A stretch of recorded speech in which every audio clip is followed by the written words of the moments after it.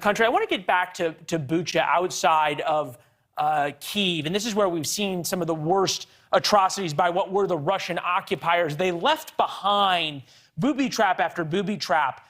This is a grenade tied to a chair. So if you sat on the chair blew up. We've seen artillery shells turned into makeshift IEDs on the sides of the roads. Obviously, we can talk that it's an atrocity, it's a war crime, it's all these things. What's the military value or strategic value of doing this? There is none. I think it's frustration, it's lack of leadership, it's no moral code in their troops. I was with the Russian military when the wall came down back in the early 90s. I was serving in the European Command. We tried to connect to them. It was interesting. They were very candid about the problems they had. Hazing in the barracks was killing a lot of the conscripts. They don't have an NCO corps that they train well and is responsible. Their officers were riddled with alcohol problems. And I had thought that they had modernized and learned from that. They were very open about their problems. But I think you're seeing the effects of a military that didn't change from that.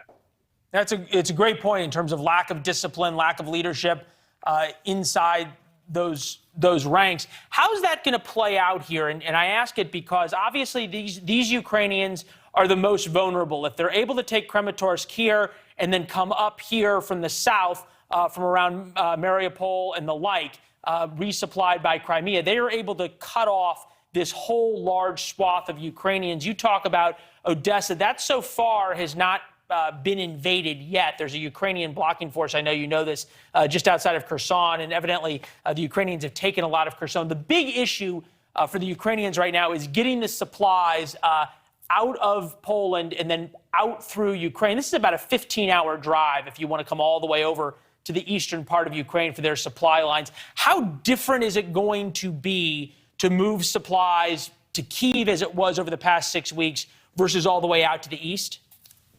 Well, I think there's one advantage, because if the Russians have massed, they're fighting on one basic front.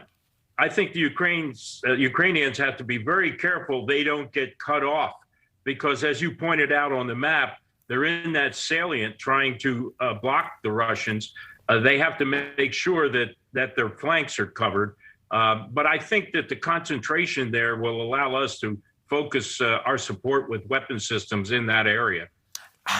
We've heard that the Pentagon is starting to share intelligence, maybe not real time, but certainly pretty quickly with the Ukrainians. What's your prediction for how this battle is different? It's going to be urban versus force on force. Out in the Donbass, it is almost like the cornfields of Nebraska, scattered with some sort of towns and villages, not big cities the way Kyiv is. How does that change things, and who's the advantage go to? Well, if you go into the cities, it absorbs large numbers of troops because it's an infantry fight. Casualties will be very high on both sides. I think the Ukrainians would have an advantage, and they know the cities. They probably prepared defenses within them pretty well. But the cities will be pounded heavily with artillery and missiles and airstrikes. So it's going to be fighting in the rubble, a la World War II. General, you talk about the cracks in Russia's military in the invasion of Ukraine.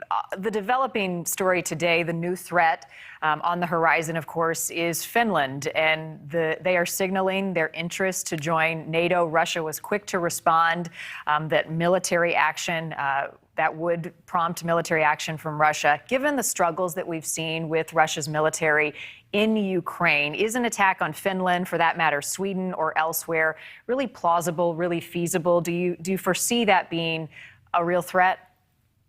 I don't know that the Russian army can take on another front or two. This was a large portion of their military. They've suffered heavy casualties, loss of equipment. Their leadership really was horrible. Their generalship, their planning, their command and control.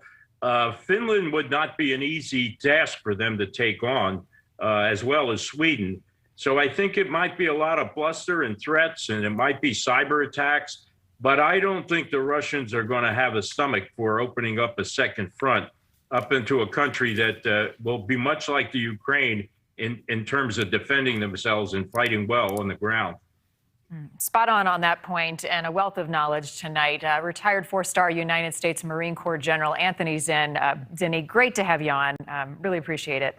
Thanks for watching. Click the red subscribe button below so you can get more of NewsNation's fact-driven, unbiased coverage.